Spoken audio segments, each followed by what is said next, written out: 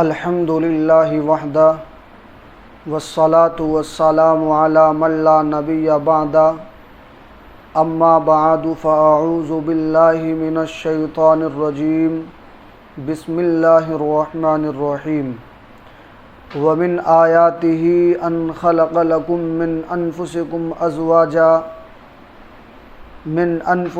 ازواجا لتسکنوا الیہا وجعل بینکم مودۃ ورحمۃ ان فی ذلک لآیات لقوم یتفکرون صدق اللہ العظیم۔ معزز سامعین اکرام اور میرے نہایت ہی واجب الاحترام بزرگوں اور دوستوں، ازدواجی زندگی کے عنوان پر بات کرتے ہوئے اس پس منظر کو ذہن میں رکھنا ضروری ہوگا کہ اسلام سے پہلے دنیا کے مختلف تہذیبوں اور مختلف معاشروں میں عورت کو کیا مقام حاصل تھا۔ تاریخ عالم کا مطالعہ کیا جائے تو یہ بات روز روشن کی طرح آیا ہوتی ہے کہ اسلام سے پہلے دنیا کے مختلف ممالک میں عورت اپنے بنیادی حقوق سے بالکل محروم تھی۔ فرانس میں عورت کے بارے میں یہ تصور تھا کہ یہ آدھا انسان ہے، اس لیے معاشرے کی تمام خرابیوں کا ذریعہ بنتی ہے۔ چین میں عورت کے بارے میں یہ تصور تھا کہ اس میں شیطانی روح ہوتی ہے، لہٰذا یہ برائیوں کی طرف انسان کو دعوت دیتی ہے۔ جاپان میں عورت کے بارے میں یہ تصور تھا کہ یہ ناپاک پیدا کی گئی ہے، اس لیے عبادت گاہوں سے اس کو دور رکھا جاتا تھا۔ اسی طرح سے پچھلے دور میں ہندو ازم میں جس عورت کا خاوند مر جاتا اس کو معاشرے میں زندہ رہنے کے قابل نہیں سمجھا جاتا تھا، اس لیے ضروری تھا کہ وہ اپنے خاوند کی نعش کے ساتھ زندہ جل کر اپنے آپ کو ختم کر لے۔ اگر وہ اس طرح نہ کرتی تو اس کو معاشرے میں عزت کی نگاہ سے نہیں دیکھا جاتا تھا۔ عیسائی دنیا میں عورت کو معرفت الہی کے راستے میں رکاوٹ سمجھا جاتا تھا۔ عورت کو تعلیم دی جاتی تھی کہ کنواری رہ کر زندگی گزاریں، جبکہ مرد راہب بن کر رہنا اعزاز سمجھتے تھے، اپنی عزت سمجھتے تھے۔ جزیرہ عرب میں بیٹی کا پیدا ہونا عار سمجھا جاتا تھا، یہ شرم کی بات سمجھا جاتا تھا، لہٰذا ماں باپ خود اپنے ہاتھوں سے بیٹی کو زندہ درگور کر دیا کرتے تھے، بیٹی کو زندہ زمین کے اندر دفنا دیا کرتے تھے۔ عورت کے حقوق اس قدر پامال کیے جا چکے تھے کہ اگر کوئی آدمی مر جاتا تو جس طرح وراثت کی چیزیں اس کی اولاد میں تقسیم ہوتی تھی، اسی طرح بیوی بھی اس کی اولاد کے نکاح میں آ جاتی تھی۔ اگر کسی عورت کا خاوند فوت ہو جاتا تو مکہ مکرمہ سے باہر ایک کال کوٹری میں اس عورت کو 2 سال کے لیے رکھا جاتا تھا۔ طہارت کے لیے پانی اور دوسری ضروریات زندگی بھی پوری نہ دی جاتی تھی۔ اگر 2 سال یہ جتن کاٹ کر بھی عورت زندہ رہتی تو اس کا منہ کالا کر کے مکہ مکرمہ میں پھرایا جاتا، اس کو گھمایا جاتا، اس کے بعد اسے گھر میں رہنے کی اجازت دی جاتی تھی۔ اب سوچئے تو صحیح کہ خاوند تو مرا اپنی قضا سے، خاوند تو مرا اپنی موت سے، بھلا اس میں بیوی کا کیا قصور؟ مگر یہ مظلومہ اتنی بے بس تھی کہ اپنے حق میں کوئی آواز ہی نہیں اٹھا سکتی تھی۔ ایسے ماحول میں جبکہ چاروں طرف سے عورت کے حقوق کو پامال کیا جا رہا تھا، اللہ تعالیٰ نے اپنے پیارے نبی جناب محمد الرسول اللہ صلی اللہ علیہ وسلم کو اسلام کی نعمت دے کر بھیجا۔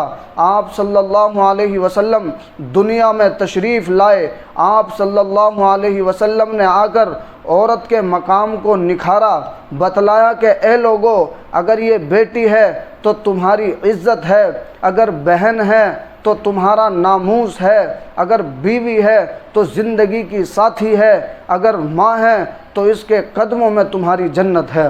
معزز سامعین اکرام، وہ لوگ کس قدر سخت دل ہوں گے جو اپنی بیٹیوں کو زندہ درگور کر دیا کرتے تھے، جو اپنی بیٹیوں کو اپنے ہاتھوں سے زمین کے نیچے دفن کر دیا کرتے تھے، گڑھا کھود کر دفن کر دیا کرتے تھے۔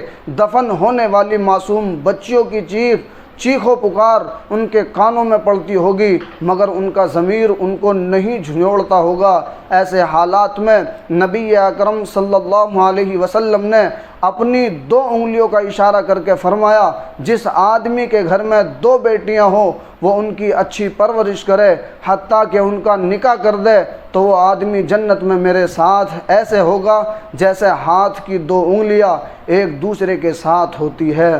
میرے دوستو، نبی اکرم صلی اللہ علیہ وسلم نے عورت کی کھوئی ہوئی عزت کو واپس دلایا اور بتلایا کہ لا رہبانیت فی الاسلام، اسلام میں رہبانیت نہیں ہے، اسلام کے اندر اکیلا پن یعنی اکیلا رہنا نہیں ہے، بلکہ 2 ٹوک الفاظ میں واضح کیا کہ اگر عورت کے ساتھ تم ازدواجی زندگی گزارو گے تو یہ اللہ تعالیٰ کی معرفت کے راستے میں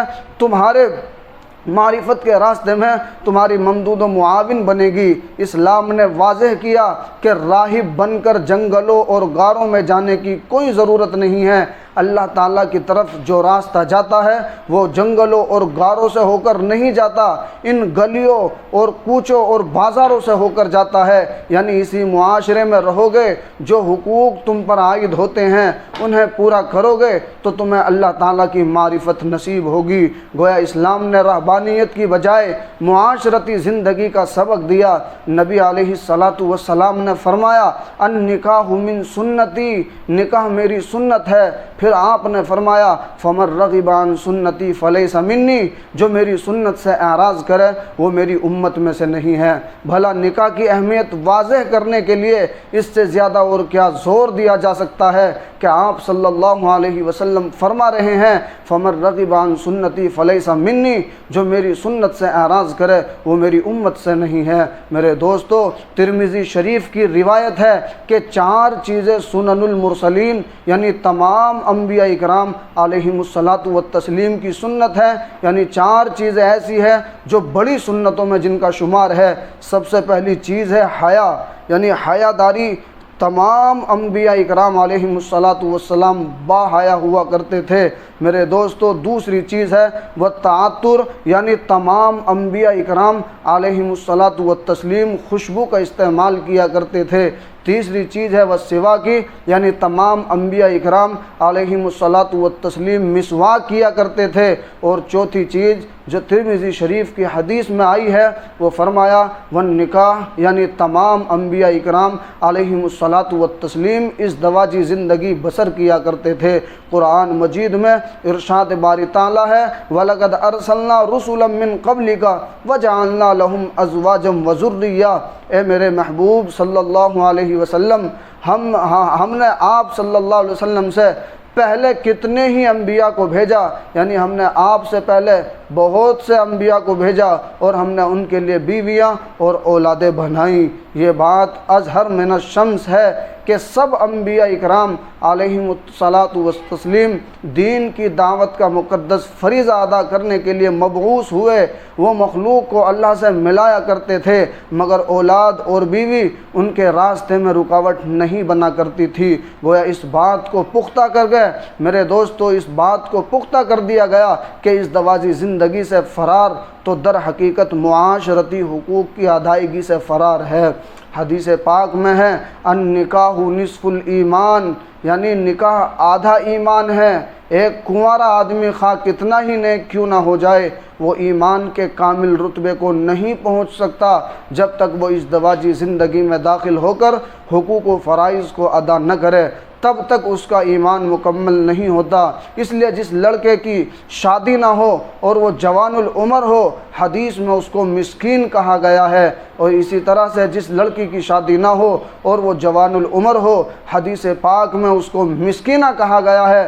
گویا یہ لوگ قابل رحم ہیں کہ عمر کے اس حصے میں یہ ازدواجی زندگی گزارنے سے محروم ہیں۔ میرے دوستو، حضرت علی رضی اللہ تعالیٰ عنہ فرمایا کرتے تھے، مجھے میرے محبوب خاتم المرسلین جناب محمد الرسول اللہ صلی اللہ علیہ وسلم نے 5 کاموں میں جلدی کرنے کی وصیت فرمائی۔ حضرت علی رضی اللہ تعالیٰ عنہ فرماتے ہیں کہ اللہ کے محبوب صلی اللہ علیہ وسلم نے مجھے فرمایا کہ 5 کاموں میں جلدی اختیار کرو۔ سب سے پہلی چیز، تم نماز کے فوت ہونے سے پہلے اسے ادا کر لو، یعنی نماز قضا ہونے سے پہلے اس کو ادا کر لو۔ دوسری چیز فرمائی، موت سے پہلے توبہ کرنے میں جلدی کرو، جتنی جلدی ہو سکے توبہ کرو، موت سے پہلے توبہ کر لو۔ تیسری چیز، جب کوئی آدمی مر جائے تو اس کے کفن دفن میں جلدی کرو۔ چوتھی چیز، تمہارے سر پر قرض ہو تو اس کے ادا کرنے میں جلدی کرو۔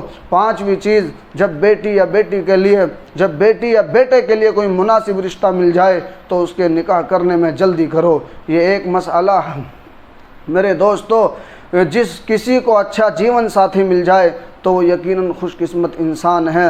حضرت علی رضی اللہ تعالیٰ عنہ فرمایا کرتے تھے کہ جس انسان کو 5 چیزیں مل جائے وہ اپنے آپ کو دنیا کا خوش قسمت انسان سمجھے۔ وہ 5 چیزیں یہ ہے، نمبر 1، شکر کرنے والی زبان۔ یہ اللہ تعالیٰ کی بڑی نعمت ہے۔ آج تو اکثر لوگوں کا یہ حال ہے کہ اللہ تعالیٰ کی نعمتیں کھاتے ہیں، کھاتے کھاتے دانت گر جاتے ہیں، مگر اس کا شکر ادا کرتے کرتے زبان نہیں گھستی۔ مثل مشہور ہے کہ جس کا کھائے اس کے گیت گائے۔ ہمیں چاہیے کہ ہم اللہ تعالیٰ کا شکر ادا کرتے رہے۔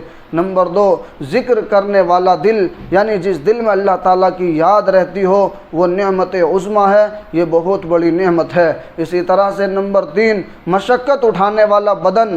مثل مشہور ہے کہ صحت مند جسم میں ہی صحت مند عقل ہوتی ہے، یعنی جو جسم صحت مند ہوتا ہے اسی جسم کے اندر صحت مند عقل ہوتی ہے۔ نمبر 4، وطن کی روزی، یعنی یہ بھی بڑی نعمت ہے، وطن کی روزی یہ بھی بڑی نعمت ہے۔ مثل مشہور ہے، وطن کی آدھی پردیس کی ساری پھر بھی برابر نہیں ہوتی۔ اس لیے اگر کسی بندے کو اپنے وطن کے اندر روزی مل رہی ہے یہ بھی اللہ کی بہت بڑی نعمت ہے۔ اور 5ویں چیز یہ ہے، نیک بیوی، یعنی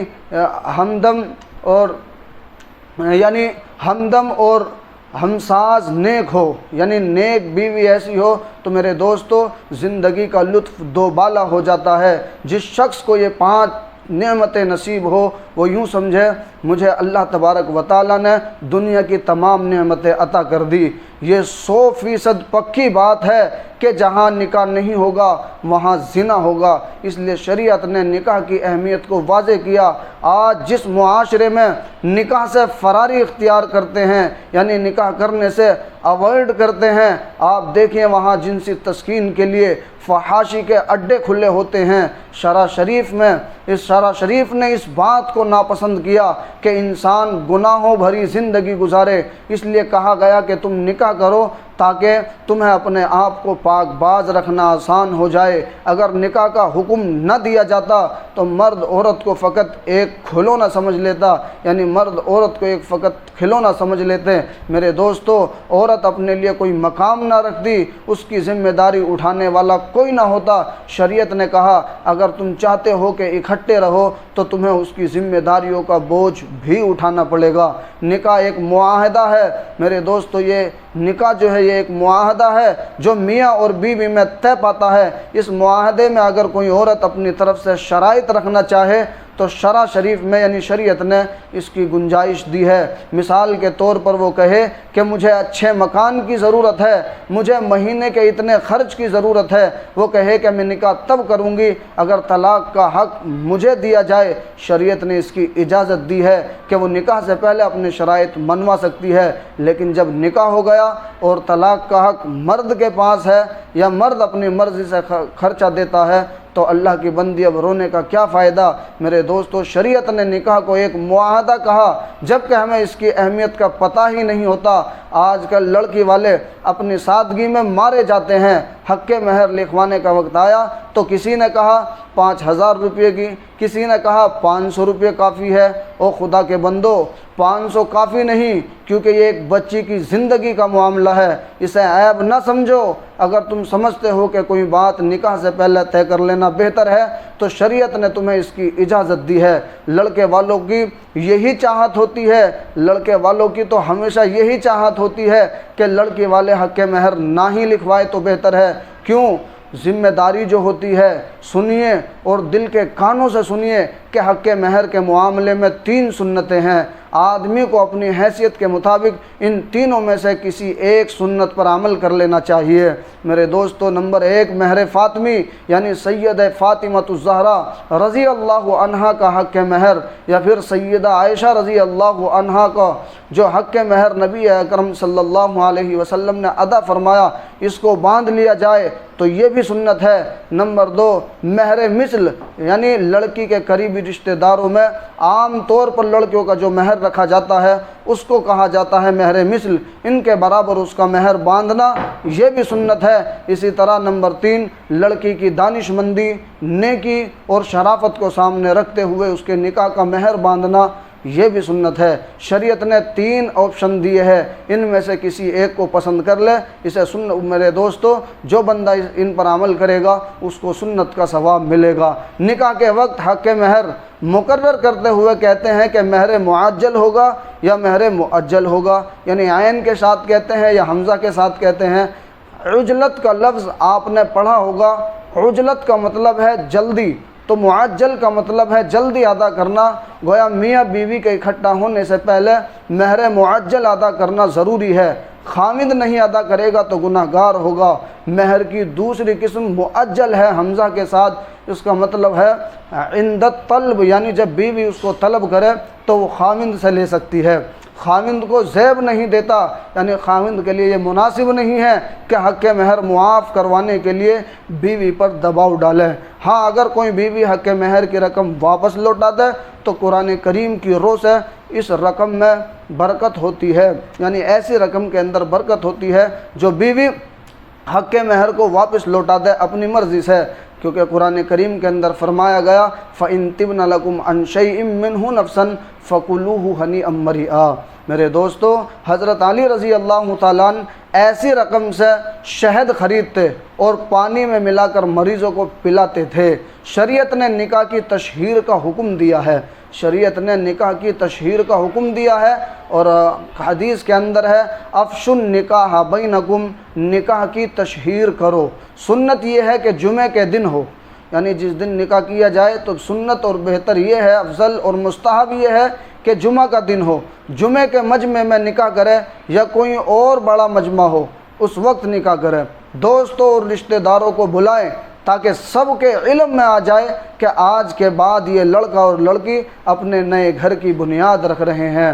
میرے دوستو، جب انسان شادی شدہ بن جاتا ہے، جب انسان شادی شدہ ہو جاتا ہے تو اللہ تعالیٰ اس کی عبادت کا اجر بڑھا دیتے ہیں۔ چنانچہ علماء نے لکھا ہے کہ جب انسان نکاح کر لیتا ہے اور ازدواجی زندگی گزارتا ہے تو اس کو ایک نماز ادا کرنے پر اللہ تعالیٰ 21 نمازوں کا ثواب عطا فرما دیتے ہیں۔ ایسا کیوں؟ اس لیے کہ یہ انسان حقوق اللہ تو پہلے بھی ادا کر رہا تھا، اب حقوق العباد کو نبھاتے ہوئے حقوق اللہ پورے کرے گا تو اللہ تعالیٰ اس کی عبادت کا ثواب بڑھا دیں گے۔ گویا نکاح کے بعد عبادت کا ثواب بڑھا دیا جاتا ہے۔ جب نکاح کیا جاتا ہے تو لڑکے والے لڑکی میں کچھ صفات دیکھتے ہیں، یعنی جب نکاح کیا جاتا ہے تو لڑکے والے کچھ صفات لڑکی کے اندر دیکھتے ہیں اور لڑکی والے لڑکے کے اندر کچھ صفات اور اچھائیاں دیکھتے ہیں۔ میرے دوستو، آئیے ہم غور کرتے ہیں اور ان کا جائزہ لیتے ہیں کہ شریعت کے اعتبار سے ہمیں کن چیزوں پر غور کرنی چاہیے۔ حدیث میں آتا ہے، امام بخاری رحمۃ اللہ علیہ نے حضرت ابو ہریرہ رضی اللہ تعالیٰ عنہ کی روایت سے روایت نقل کرتے ہیں۔ میرے دوستو، فرماتے ہیں عورت سے 4 وجوہات سے نکاح کیا جاتا ہے، 4 وجہ سے عورت سے نکاح کیا جاتا ہے۔ اول مال کی وجہ سے نکاح کیا جاتا ہے کہ کوئی مالدار گھرانہ ہو تو لوگ نکاح کا پیغام بھیجتے ہیں کہ چلو کاروبار ہی کروا دیں گے، جہیز میں کوئی گھر لے کر دے دیں گے اور کار تو کہیں گئی ہی نہیں۔ تو فرمایا لمالہا، اس کے مال کی وجہ سے اس سے نکاح کرتے ہیں۔ دوسری وجہ فرمائی ولحسبہا، اس کے حسب اور نسب کی وجہ سے نکاح کرتے ہیں، یعنی اونچے خاندان کی وجہ سے نکاح کرتے ہیں۔ تیسری وجہ فرمائی ولدینہا، اس کی نیکی اور دینداری کی وجہ سے نکاح کیا جاتا ہے۔ تو فرمایا کہ میں تمہیں اس بات کی نصیحت کرتا ہوں کہ تم اپنے لیے دین کی بنیاد پر رشتے کی تلاش کرو، تم دین کی بنیاد پر اپنے لیے رشتوں کی تلاش کرو۔ میرے دوستو، جب بنیاد ہی کمزور ہوگی تو زندگی کیسے نبھے گی؟ جس نے فقط خوبصورتی کو دیکھا تو بتائیے شکل کی خوبصورتی کتنے دن رہتی ہے؟ یہ چند سال کی بات ہوتی ہے، جوانی ہمیشہ تو نہیں رہتی۔ جس کی بنیاد ہی کمزور ہوگی اس پر بننے والا گھر بھی کمزور ہوگا۔ میرے دوستو، ایک مثل مشہور ہے، جو شاخ نازک پر آشیانہ بنے گا، جو شاخ نازک پر آشیانہ بنے گا ناپائیدار ہوگا۔ نیکی اور شرافت ایسی چیز ہے جو وقت کے ساتھ ساتھ بڑھتی چلی جاتی ہے، تو اس بنیاد پر جو گھر بنے گا وہ ہمیشہ مضبوط سے مضبوط تر ہوتا چلا جائے گا۔ تو نیکی اور دینداری کی بنیاد پر بیویوں کو تلاش کرو، اس لیے کہ خوبصورت عورت کا خاوند میرے دوستو، خوبصورت عورت کا خاوند جب اسے دیکھتا ہے تو اس کی آنکھیں خوش ہوتی ہے، اور نیک سیرت عورت کا خاوند جب بھی اسے دیکھتا ہے تو اس کا دل خوش ہوتا ہے، اس کا دل خوش ہوا کرتا ہے۔ تو آنکھوں کو خوش کرنے کی بجائے اپنے دلوں کو خوش کیا کرو۔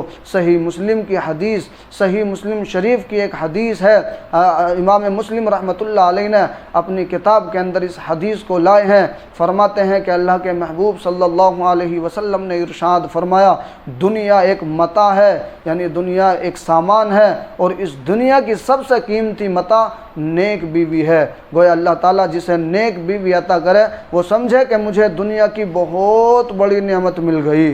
انما الاعمال بالنیات، اعمال کا دار و مدار نیت پر ہے۔ جب نیت میں مال ہوگا تو آپ دیکھیں گے جھگڑے کھڑے ہوں گے، نیت میں فقط حسن ہوگا آپ دیکھیں گے جھگڑے کھڑے ہوں گے، صرف حسب نسب کی وجہ سے نکاح ہوگا میرے دوستو آپ دیکھیں گے کہ جھگڑے ہوں گے۔ تو شریعت نے اس بات کی تعلیم دی کہ نکاح کا مقصد یہ ہو کہ میں پاک بازی کی زندگی گزار سکوں۔ جب مقصد یہ ہوگا تو اس مقصد کی وجہ سے گھر آباد ہو جائے گا۔ میرے دوستو، ابن ماجہ کی روایت ہے، اللہ کے محبوب صلی اللہ علیہ وسلم نے ارشاد فرمایا، اللہ تعالیٰ کے تقوی کے بعد انسان جس چیز سے سب سے زیادہ فائدہ اٹھاتا ہے وہ چیز کیا ہے میرے دوستو؟ وہ کوئی چیز نہیں مگر نیک بیوی ہے۔ وہ چیز اگر ہے تو وہ نیک بیوی ہے کہ اگر اسے کسی بات کا حکم دیا جائے تو اس کی اطاعت کرے، جب اس کی طرف آنکھ اٹھا کر دیکھا جائے تو اس سے دل خوش ہونا چاہیے، اور اگر کوئی ایسی صورت ہو کہ خاوند اس کے لیے قسم اٹھائے کہ بیوی اس کو پورا کرے گی تو اس کو پورا کر دے، اور اگر وہ بیوی سے کچھ وقت کے لیے دور چلا جائے تو بیوی اس کے مال اور اپنی عزت اور آبرو کے معاملے میں خیانت نہ کرے۔ یہ نیک بیوی کی صفات بتائی گئی۔ میرے دوستو، ایک مرتبہ نبی اکرم صلی اللہ علیہ وسلم کی محفل میں یہ بات چلی کہ دنیا کی عورتوں میں سے بہترین عورت کون سی ہے؟ کسی نے کوئی صفات بتائی، کسی نے کوئی صفت بتائی، اور کسی نے کوئی صفت بتائی۔ خیر بات چیت ہوتی رہی۔ حضرت علی کرم اللہ وجہہ کسی کام سے گھر تشریف لے گئے۔ سیدہ فاطمہ الزہرا رضی اللہ عنہا کو بتایا کہ محفل میں یہ تذکرہ ہو رہا ہے کہ دنیا کی بہترین عورت کون سی ہے، ابھی کوئی فیصلہ نہیں ہوا۔ سیدہ فاطمہ الزہرا رضی اللہ عنہا نے فرمایا، میں بتلاؤں کہ دنیا کی سب سے بہترین عورت کون سی ہے؟ فرمایا ہاں بتائیں۔ میرے دوستو، فرمایا دنیا کی سب سے بہترین عورت وہ ہے جو نہ خود کسی غیر مرد کی طرف دیکھے اور نہ کوئی غیر مرد اس کی طرف دیکھ سکے۔ حضرت علی رضی اللہ تعالیٰ عنہ محفل میں واپس تشریف لائے اور حضور اکرم صلی اللہ علیہ وسلم سے عرض کیا، یا رسول اللہ صلی اللہ علیہ وسلم، میری اہلیہ نے دنیا کی بہترین عورت کی پہچان بتائی کہ جو نہ خود کسی غیر محرم کو دیکھے نہ ہی کوئی غیر محرم اسے دیکھ سکے۔ حضرت نبی اکرم صلی اللہ علیہ وسلم نے فرمایا، فاطمہ بضعۃ منی، فاطمہ تو میرے جگر کا ٹکڑا ہے، میرے دوستو، اہل اللہ نے لکھا ہے، یعنی اللہ والوں نے لکھا ہے کہ بیوی میں 4 صفات ضرور ہونی چاہیے۔ پہلی صفت اس کے چہرے پر حیا ہو۔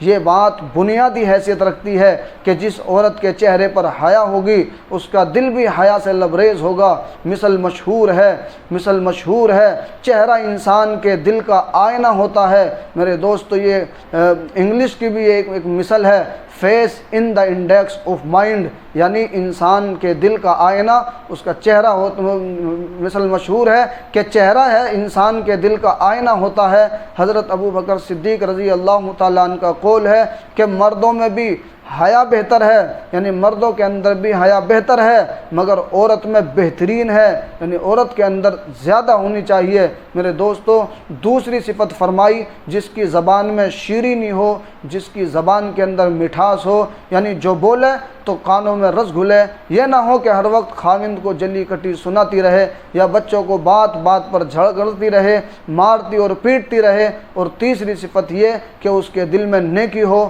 چوتھی صفت یہ کہ اس کے ہاتھ کام کاج میں مصروف رہے۔ یہ خوبیاں جس عورت میں ہو یقیناً وہ بہترین بیوی کی حیثیت سے زندگی گزار سکتی ہے۔ یہ بات ذہن میں رکھیے کہ اگر اپنی بیٹی کے لیے کوئی آدمی رشتہ ڈھونڈے تو اس کے لیے 2 مثالیں کافی ہے، صرف 2 مثالیں کافی ہے جو ہمیں رسول پاک صلی اللہ علیہ وسلم کی مبارک زندگی میں ملتی ہے۔ نبی اکرم صلی اللہ علیہ وسلم نے اپنی بیٹی کے لیے کیسے داماد کو پسند کیا۔ ایک مثال حضرت علی کرم اللہ وجہہ کی، جو رشتے میں قریبی تھے، جرأت اور شجاعت میں ان کا ثانی نظر نہیں آتا تھا۔ اللہ نے ان کو شیر کا دل عطا کیا تھا، مشقت اٹھانے والا بدن تھا، ذمہ داریاں نبھانے والے انسان تھے۔ سب سے بڑی بات کہ اللہ تعالیٰ نے علم اتنا عطا کیا کہ علوم کے باہر ناپیدا کنار تھے۔ تو معلوم ہوا کہ اپنی بیٹی کے لیے رشتہ ڈھونڈنا ہو تو اس سے بہتر مثال اور کوئی نہیں مل سکتی۔ اور دوسری مثال حضرت سیدنا عثمان غنی رضی اللہ تعالیٰ عنہ کی ہے۔ اچھا کاروبار تھا، معاشرے میں عزت کا مقام تھا، اسلام لانے سے پہلے بھی معاشرے کے معزز انسان سمجھے جاتے تھے، طبیعت میں نرمی تھی، اس قدر باحیا تھے کہ اللہ کے نبی صلی اللہ علیہ وسلم نے فرمایا عثمان غنی سے تو اللہ کے فرشتے بھی حیا کرتے ہیں۔ بیٹی کے لیے رشتہ ڈھونڈنا ہو تو اللہ کے نبی صلی اللہ علیہ وسلم نے ہمارے سامنے مثالیں پیش کر دی، اس سے بہتر مثالیں ہمیں دنیا میں کہیں اور نہیں مل سکتی۔ خاوند کی خوبیوں میں سے ایک بڑی خوبی یہ ہے کہ اس میں تحمل مزاجی ہو، اس کے اندر برداشت کرنے کی طاقت ہو، تحمل مزاجی ہو، کیونکہ وہ گھر کا سربراہ ہوتا ہے۔ جس ادارے کا سربراہ ہی بات بات پر جھگڑا کرے، بات بات پر بگڑ جائے، وہ ادارہ تو بنکرپٹ ہوگا۔ اس لیے ارشاد فرمایا گیا وَلِلرِّجَالِ عَلَيْهِنَّ درجہ، اللہ تعالیٰ نے مردوں کو عورتوں پر 1 درجہ عطا فرمایا ہے، یعنی ان کو گھر کا سربراہ بنایا ہے۔ مرد کی مثال بادشاہ کے مانند ہے اور عورت کی مثال ملکہ کی مانند ہے، لہٰذا مرد میں تحمل مزاجی اور بردباری کا ہونا انتہائی ضروری ہے۔ آپ نے دیکھا ہوگا کہ جب یہ تحمل اور بردباری نہیں ہوتی تو چھوٹی چھوٹی باتوں پر نوک جھونک ہوتی ہے۔ معمولی باتیں جیسے کھانے میں نمک کیوں کم ہے، یہ روٹی ٹھنڈی کیوں ہو گئی، یہ روٹی ٹھنڈی کیوں آ گئی، گرم آنی چاہیے تھی، یہ تو تازی ہونی چاہیے تھی، یہ فلاں کام ایسے کیوں ہوا۔ بیوی بیچاری گھر کا کام کاج کر کے تھکی پڑی ہو تو کبھی تعریف کے کلمے زبان سے نہ نکلیں گے، مگر تنقید کی بات جہاں ہاتھ آ گئی وہاں بیوی کی خیر نہیں۔ وہ مرد جن میں تحمل مزاجی نہیں ہوتی، جن کے اندر برداشت کرنے کی طاقت نہیں ہوتی، ان کی ازدواجی زندگی کی گاڑی راستے میں کہیں نہ کہیں کھڑی ہو جاتی ہے۔ کسی نکمی سی بات پہ میاں بیوی میں سردی گرمی ہوئی تو میاں نے فوراً طلاق طلاق طلاق کے گولے داغ دیے۔ پچھلے سال میرے دوستو اس طرح نہیں کرنا چاہیے، یہ تمام کی تمام چیزوں سے ہمیں گریز کرنا چاہیے۔ تحمل اور بردباری نہ ہو تو انسان کی زندگی کبھی بھی کامیاب نہیں گزر سکتی۔ جب گھر کے سب لوگ اکٹھا رہتے ہیں تو آپس میں جھگڑے ہو سکتے ہیں، کبھی بیٹا میرے دوستوں کبھی بیٹا بیٹی ماں کی نافرمانی کر سکتے ہیں، کبھی ماں بچوں پر بول سکتی ہے، اس معاملے کو لے کر جھگڑا ہو سکتا ہے تو مسائل پیدا ہوں گے۔ ان مسائل کو وہی حل کر سکتا ہے جو اپنے اندر تحمل مزاجی رکھنے والا ہو۔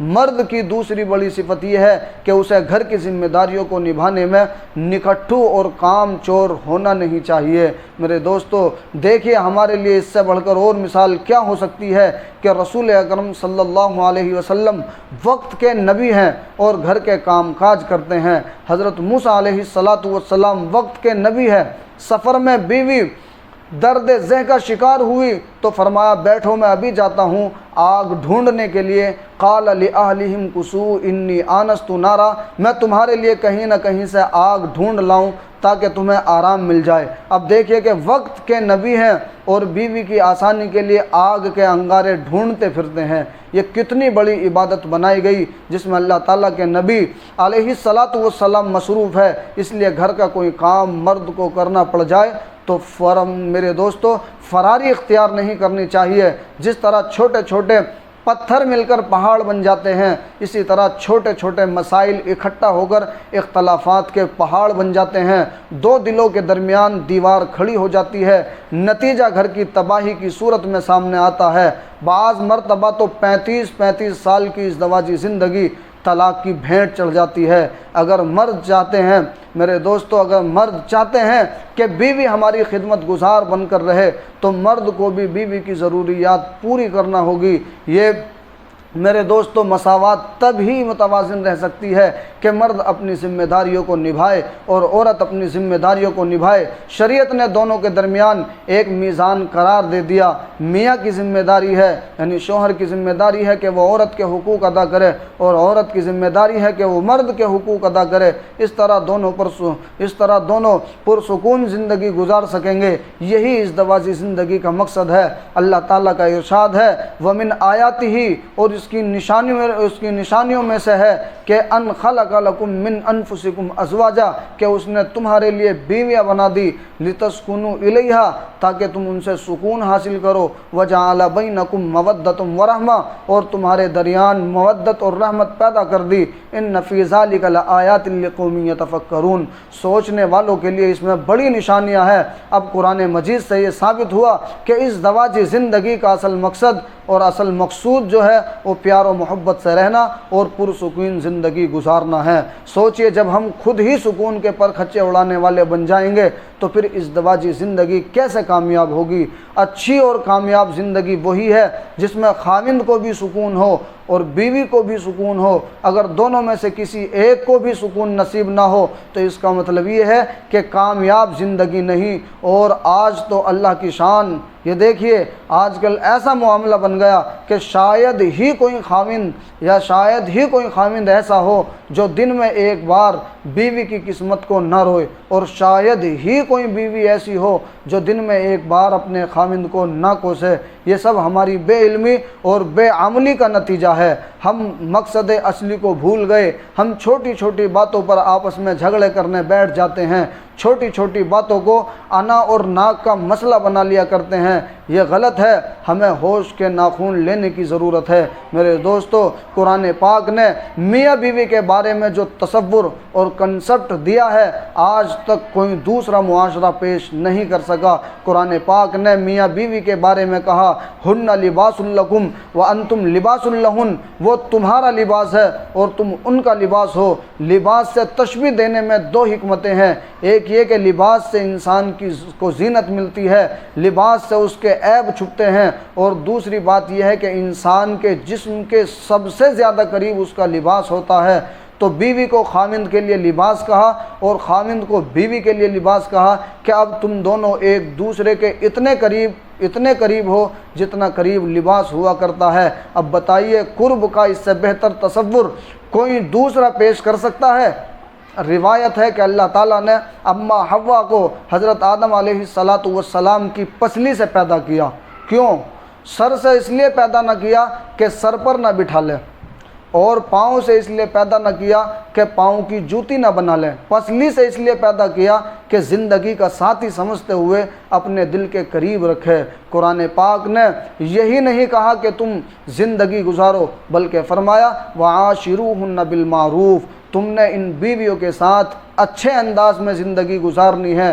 مفسرین فرماتے ہیں کہ بیویوں پر اللہ کی بڑی رحمت ہے کہ اللہ تعالیٰ نے ان کی طرف سے مردوں کو سفارش کر دی، اے خاوند تمہارے لیے اس سے بڑھ کر اور کیا بات ہو سکتی ہے کہ تمہاری بیویوں کے لیے تمہارا پروردگار سفارش کر رہا ہے۔ آج تم اس سفارش کا خیال رکھو گے تو کل وہ قیامت کے دن تمہاری بخشش کر دے گا۔ میرے دوستو، حدیث پاک میں آتا ہے خیرکم خیرکم لأہلہ، تم میں سب سے بہتر وہ ہے جو اپنے اہل خانہ کے لیے یعنی اپنے گھر والوں کے لیے بہتر ہو، اور فرمایا انا خیرکم لأہلی، میں اپنے اہل خانہ کے لیے، میں اپنے گھر والوں کے لیے تم میں سب سے بہتر ہوں۔ تو نبی اکرم صلی اللہ علیہ وسلم نے اپنی زندگی کو مثال بنا کر پیش کیا۔ کسی بندے کی اچھائی کا اندازہ لگانا ہو تو اس کے دوستوں سے نہ پوچھیں، کاروبار نہ دیکھیں، پوچھنا ہو تو اس کی بیوی سے ذرا پوچھے کہ یہ کیسا انسان ہے۔ اگر بیوی کہے کہ اس کی معاشرت اچھی ہے تو میرے دوستو وہ اچھا انسان ہے۔ فرمایا ایمان والوں میں سب سے کامل ایمان والا وہ ہے جس کے اخلاق اچھے ہو، احسنہم خلقا، یعنی جس کے اخلاق اچھے ہو۔ ایک مرتبہ نبی اکرم صلی اللہ علیہ وسلم کے پاس ایک عورت آئی اور کہا میرا خاوند بات بات پر غصہ کرتا ہے، حتیٰ کہ مجھے مارتا بھی ہے۔ یہ بات میرے دوستو دونوں کان کھول کر سننے والی ہے، باقی باتیں تو چلو ایک کان سے سن لینا، مگر مردوں سے گزارش ہے کہ وہ یہ بات ذرا دونوں کان کھول کر سنیں۔ میرے دوستو، بیوی نے آ کر نبی پاک صلی اللہ علیہ وسلم کی محفل میں کہا کہ اے اللہ کے محبوب صلی اللہ علیہ وسلم، میرا خاوند مجھے چھوٹی چھوٹی بات پر جھگڑتا ہے، حتیٰ کہ مجھے مارتا ہے۔ تو اللہ کے نبی صلی اللہ علیہ وسلم نے فرمایا تمہارا چہرہ سیاہ ہو، یعنی خاوند کو یہ تنبیہ کی تمہارا چہرہ سیاہ ہو، تم اپنی بیوی کو باندی کی طرح مارتے ہو، پھر اس کے ساتھ تم بوس و کنار کرتے ہو، کیا تمہیں اس بات پر حیا نہیں آتی؟ کیا تمہیں اس بات پر شرم نہیں آتی؟ یعنی ایک وقت میں تم اسے اتنا قریب کر رہے ہو، دوسرے وقت میں تم اسے باندی کی طرح مار رہے ہو۔ یہ الفاظ ہمیں پیغام دے رہے ہیں کہ بیوی گھر کی نوکرانی نہیں بلکہ شریک حیات ہیں۔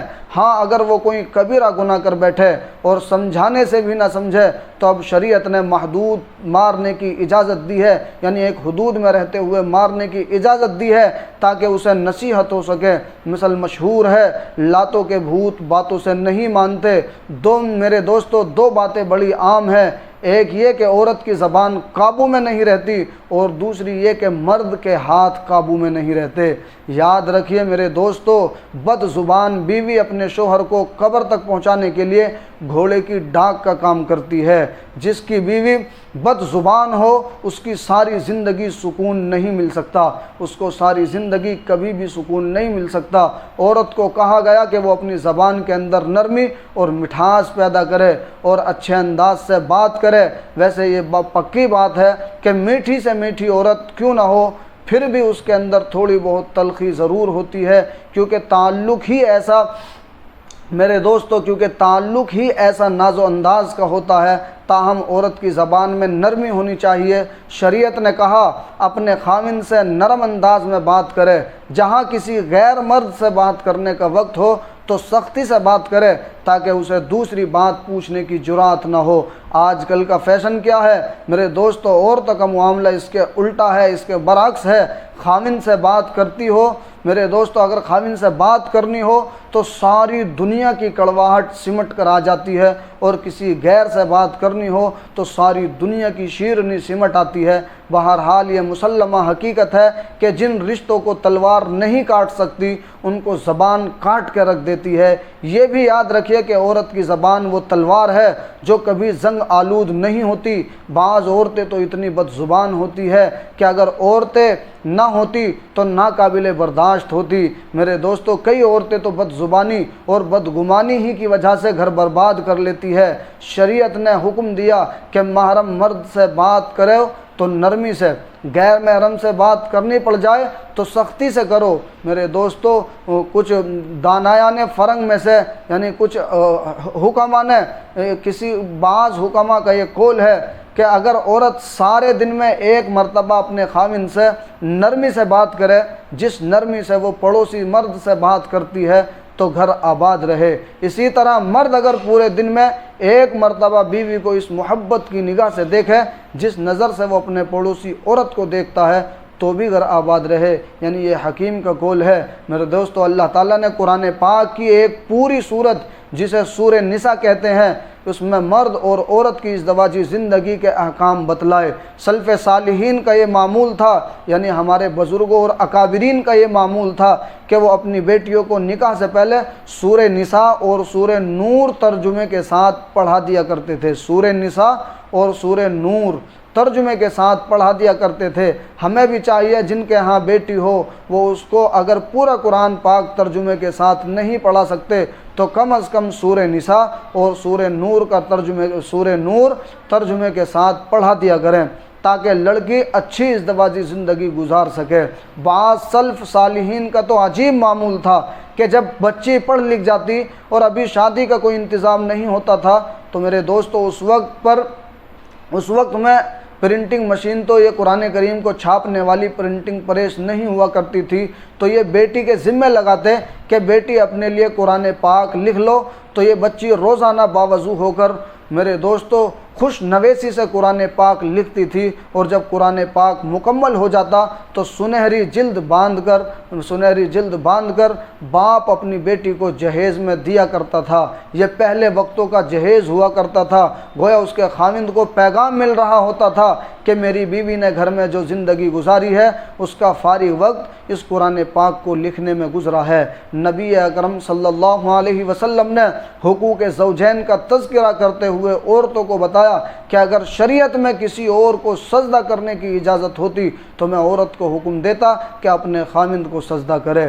حدیث پاک میں آیا ہے کہ جو عورت فرائض کو پورا کرنے والی ہو اور اسے ایسی حالت میں موت آ جائے کہ اس کا خاوند اس سے خوش ہو تو اللہ تعالیٰ اس کے لیے جنت کا دروازہ کھول دیتے ہیں تاکہ بغیر حساب کتاب کے جنت میں داخل ہو سکے۔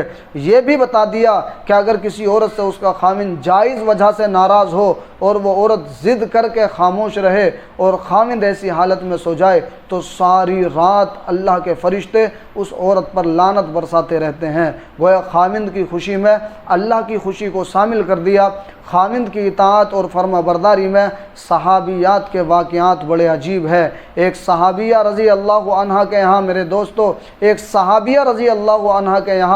بیٹا پیدا ہوا۔ شوہر جہاد پر گیا ہوا ہے، جس دن شوہر نے آنا ہے تو اس دن چند گھنٹے پہلے بیٹا فوت ہو گیا، بیٹے کا انتقال ہو جاتا ہے۔ اب پریشان بیٹھی ہے کہ خاوند اتنے عرصے بعد آئے گا اور جب یہ معلوم ہوگا کہ بیٹا فوت ہو گیا، بیٹے کا انتقال ہو گیا تو اسے کتنا صدمہ ہوگا۔ میرے دوستو اسی افسوس میں اسے افسوس ہوگا کاش بچے کو زندگی میں آ کر پیار ہی کر لیتا۔ میرے دوستو جب صحابیہ رضی اللہ عنہ بہت پریشان ہوئی تو اس نے بچے کو نہلا دھلا کر کپڑا ڈال کر چارپائی پر رکھ دیا، کسی کو اطلاع نہ دی۔ میرے دوستو آگے کیا ہوتا ہے؟ خاوند سمجھا کہ وہ سو رہا ہے، چنانچہ خاوند نے کھانا کھایا تو رات ہو گئی۔ میاں بیوی اکٹھے بھی ہوئے، سفر کی باتیں بھی ہوئی، لیکن اس عورت کو دیکھیے جو ماں تھی اس کے دل پر کیا گزر رہی ہوگی جس کے معصوم بچے کی لاش سامنے چرپائی پر پڑی ہے، مگر وہ خاوند کی خوشی کے خاطر سینے پر پتھر رکھ کر اس راز کو چھپائے بیٹھی ہے کہ میرے خاوند کا دل غم زدہ نہ ہو۔ اس کے ساتھ کھانا بھی کھا رہی ہے، ہنس بول بھی رہی ہے، دونوں مل بھی رہے ہیں، حتیٰ کہ اس حال میں صبح ہو گئی۔ صبح اپنے خاوند سے پوچھتی ہے کہ مجھے ایک بات بتائیں۔ خاوند نے کہا پوچھئے۔ میرے دوستو کہنے لگی کہ اگر کوئی کسی کو امانت دے اور پھر کچھ عرصے بعد واپس مانگے تو وہ خوشی سے دینی چاہیے یا غم زدہ ہو کر؟ خاوند نے کہا کہ خوش ہو کر۔ کہا کہ اچھا آپ کو بھی اللہ تعالیٰ نے امانت دی تھی، آپ کے آنے سے کچھ دیر پہلے اللہ تعالیٰ نے وہ امانت واپس لے لی، اب جائیے اور خوشی خوشی اللہ کے حوالے کر دیجئے۔ اس صحابیہ رضی اللہ عنہا نے حسن معاشرت کا حق ادا کر دیا۔ صبح کو ان کے خاوند رسول اکرم صلی اللہ علیہ وسلم کی خدمت اقدس میں حاضر ہوئے اور کہا، اے اللہ کے نبی صلی اللہ علیہ وسلم، میرے گھر میں یہ معاملہ ہوا، میری بیوی نے میری خوشی کی خاطر اتنے صبر اور ضبط کا مظاہرہ کیا۔ اللہ کے نبی صلی اللہ علیہ وسلم نے دعا دی، چنانچہ اللہ نے اس رات میں برکت ڈالی اور وہ عورت اپنے خاوند سے ملنے کی وجہ سے حاملہ ہوئی۔ اللہ نے ان کو ایک اور بیٹا عطا کیا جو حافظ قرآن بھی بنا اور حافظ حدیث بھی بنا۔ میرے دوستو، آئیے اب جائزہ لیں کہ عورت کے خاوند پر کیا حقوق ہے، یعنی صرف خاوند کے ہی عورت پر حقوق نہیں ہے بلکہ عورت کے خاوند پر کیا حقوق ہے۔ ان میں سے پہلا حق عورت کا نان نفقہ ہے۔ سب سے پہلا حق یہ ہے کہ عورت کا نان نفقہ یعنی اس کے لیے کھانے پینے کی چیزیں اور اس کا خرچہ، یعنی عورت کے اخراجات کو پورا کرنا۔ ایک بات ذہن میں رکھ لینا کہ اللہ تعالیٰ نے عورت کے ذمے اپنا نان نفقہ کمانے کا بوجھ نہیں رکھا۔ اگر بیٹی ہے تو باپ کا فرض ہے اپنی بیٹی کا خرچہ پورا کرے، اگر بہن ہے تو بھائی کا ذمہ ہے کہ اپنی بہن کا خرچہ پورا کرے، اگر بیوی ہے تو خاوند کی ذمہ داری ہے کہ وہ بیوی کا خرچہ پورا کرے، اور اگر ماں ہے تو اولاد کا فرض ہے کہ وہ اپنی ماں کا خرچ پورا کرے۔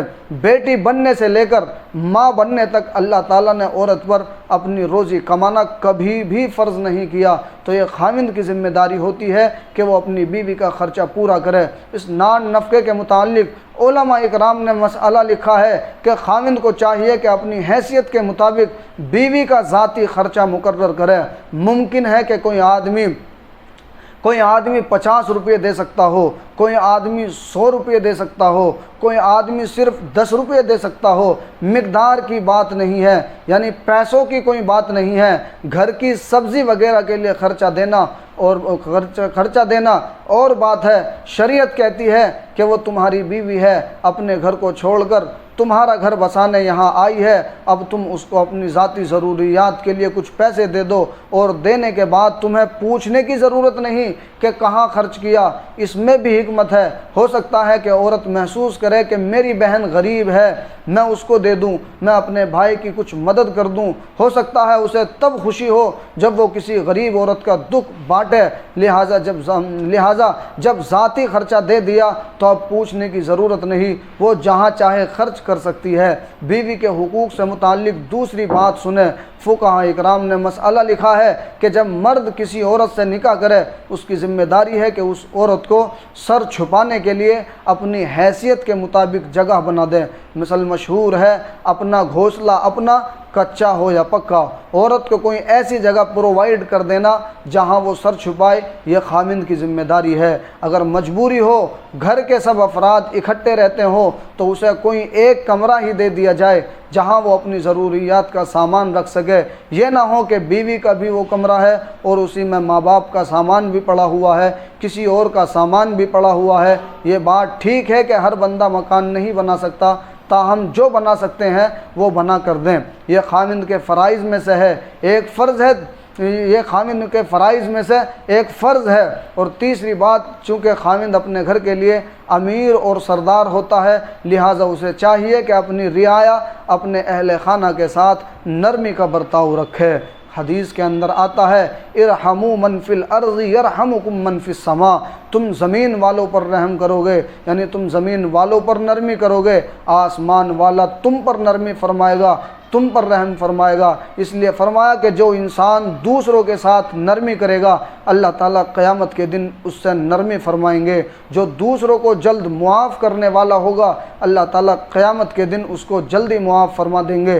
جو دوسروں کے عیبوں کی پردہ پوشی کرنے والا ہوگا، اللہ تعالیٰ قیامت کے دن اس کے عیب کی پردہ پوشی فرمائیں گے۔ اسلام میں بیوی کا تصور جیون ساتھی کا تصور ہے میرے دوستو، ہمدم اور ہمراز کا تصور ہے، وہ کوئی باندی کا تصور نہیں ہے، وہ اچھے دوست کا تصور ہے۔ قرآن پاک میں جہاں جہاں میاں بیوی کے حقوق کا تذکرہ ہے، میرے دوستو وہاں جگہ جگہ فرمایا واتقوا اللہ، اور تم اللہ تعالیٰ سے ڈرتے رہنا، یہ اس لیے کہ وَاعْلَمُوا أَنَّكُمْ مُلَاقُوهُ، اور تم جان لینا کہ تم نے اللہ سے ملاقات کرنی ہے۔ اس لیے بعض معاملات ایسے ہوتے ہیں نہ بیوی شرم سے کسی کو بتا سکتی ہے اور نہ خاوند شرم سے کسی کو بتا سکتا ہے، مگر اندر اندر دونوں ایک دوسرے کے دل آزاری کر رہے ہوتے ہیں۔ فرمایا تم اس طرح ایک دوسرے کا دل جلایا کرو گے تو یاد رکھنا کہ تم نے اللہ تعالیٰ سے بھی ملاقات کرنی ہے۔ اگر ایک دوسرے کو سکون نہیں پہنچاؤ گے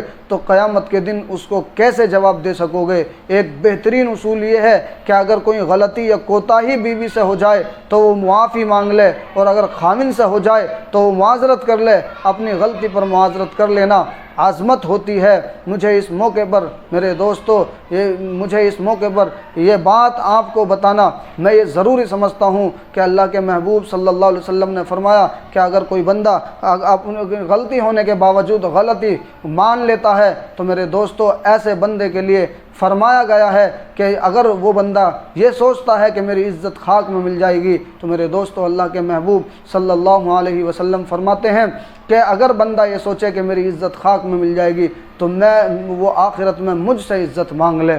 معزز سامعین اکرام، اس دوازی زندگی کے بارے میں ہمارا مشرقی معاشرہ آج بھی الحمدللہ بہت پرسکون ہے۔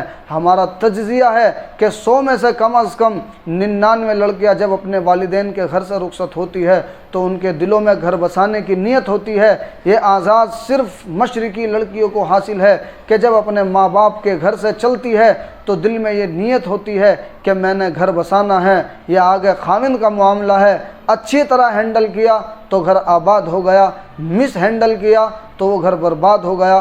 بعض مشرقی لڑکیاں تو اس قدر پاک دامن ہوتی ہے کہ ان میں حوروں کی صفات جھلکتی ہے۔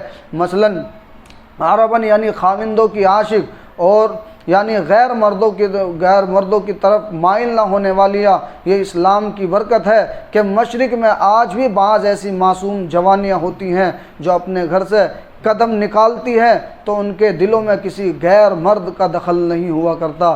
کئی ایسی بھی ہوتی ہیں کہ خاوند کا سایہ سر سے اٹھ گیا، بچوں کے خاطر اپنی پوری زندگی گزار دیتی ہے۔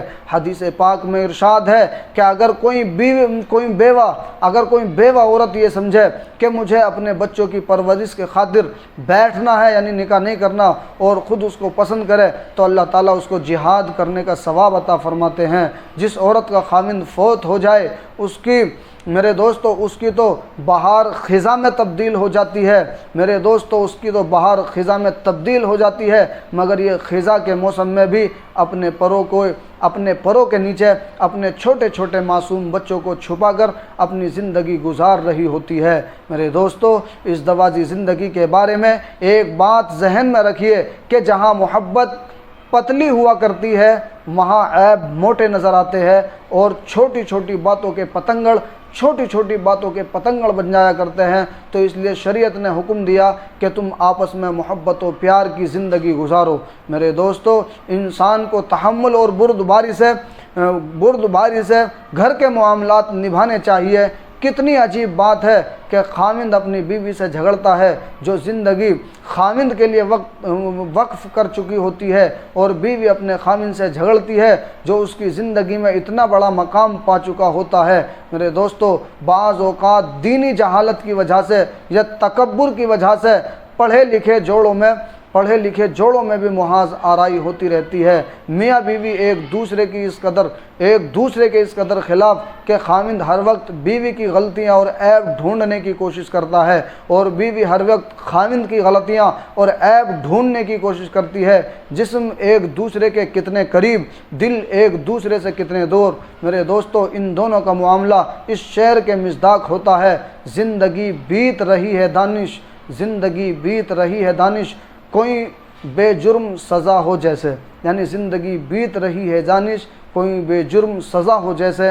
بعض اوقات یہ جھگڑے کسی تیسرے کی وجہ سے ہوتے ہیں۔ یہ میری بات یاد رکھنا کہ میاں بیوی ایک دوسرے کی وجہ سے نہیں جھگڑتے، جب بھی جھگڑیں گے کسی تیسرے کی وجہ سے جھگڑیں گے، یا تو وہ ساس سسر ہوں گے یا بیوی کے میکے والے۔ اس لیے شریعت نے ایک بات سمجھا دی، لڑکی کو کہا کہ دیکھو نکاح سے پہلے 1 ماہ تھی اب تمہاری 2 مائیں ہیں اور 2 باپ ہیں۔ اسی طرح لڑکے کو بتا دیا کہ تمہاری 2 مائیں اور 2 باپ ہے۔ اللہ تعالیٰ نے ساس اور سسر کو ماں باپ کا درجہ دیا۔ تو اس میں ایک بہترین اصول یاد رکھ لیجئے کہ شادی کے بعد لڑکی کو چاہیے کہ خاوند کے گھر والوں کو خوش رکھے، اور خاوند کو چاہیے کہ وہ اپنی بیوی کے گھر والوں کو خوش رکھے۔